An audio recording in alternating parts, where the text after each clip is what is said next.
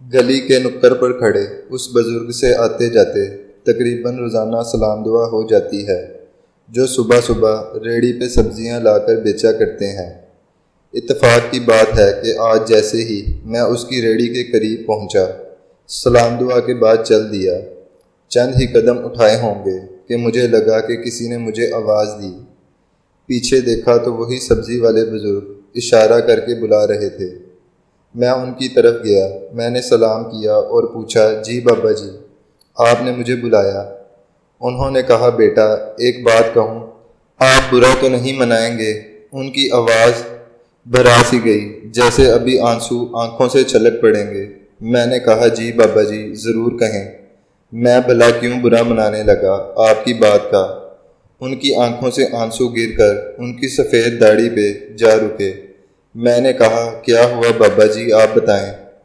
انہوں نے بہت درد بھری آواز سے کہا، بیٹا مارکیٹ میں جو سبزی آپ کو جس قیمت میں پڑے گی، میں اس سے بھی آدھی قیمت میں آپ کو سبزی دے دوں گا۔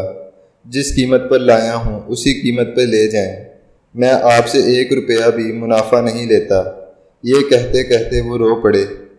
یقین کریں میرا دل چاہا میں بھی وہیں رو دوں، اتنا درد تھا ان کی آواز میں، ان کے لہجے میں کہ میں بیان نہیں کر سکتا۔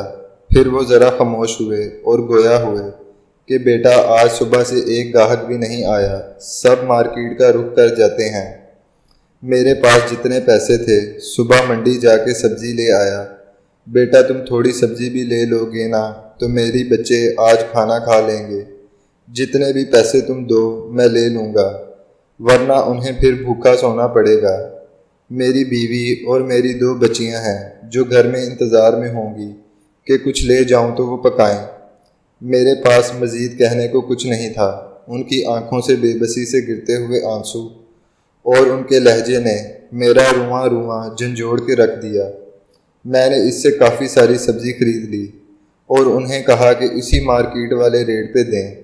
ان سے سبزیاں اور کچھ پھل لینے کے بعد میں گھر کو چل دیا۔ ان کی دعائیں سننے کے بعد مجھے جو دلی سکون ملا وہ بیان سے باہر ہے، جیسے دل سے کوئی بوجھ ہٹ گیا۔ میری آپ سے دوستوں سے دل سے یہ درخواست ہے کہ خدا را مارکیٹوں میں بیٹھے ہوئے اور بڑے بڑے سٹور مالکان کو تو اللہ پاک نے ویسے ہی بہت دیا ہوتا ہے، ان کے پاس کوئی کمی نہیں ہوتی، نہ روپے پیسے کی اور نہ ہی گاہکوں کی۔ اس لیے کوشش کیا کریں کہ کہیں اگر کوئی بزرگ سبزی فروش یا کوئی بھی آپ کی ضرورت کی چیز بیچ رہا ہو جو کہ آپ نے ویسے ہی مارکیٹ میں جا کے لینی ہے، تو کیوں نہ کسی مسکین اور غریب شخص سے لے لیں۔ یہ وہ غیرت مند اور ولی لوگ ہوتے ہیں جو کسی بھی صورت کسی کے سامنے ہاتھ نہیں پھیلاتے، بلکہ تھوڑا ہی صحیح مگر رزق حلال کماتے ہیں۔ آج ہم نے بڑی بڑی مارکیٹوں میں 10 کی چیز 50 میں خریدنے کو اپنا سٹیٹس سمبل بنایا ہوا ہے۔ کوشش کریں کہ ایسے لوگوں سے اپنی ضرورت کی چیزیں خریدیں۔ ہمیں نہیں معلوم کہ جس عمر میں ان کو آرام کرنا چاہیے یا اس گرمی سردی میں نہ جانے کس مجبوری کے تحت کام کر رہے ہیں۔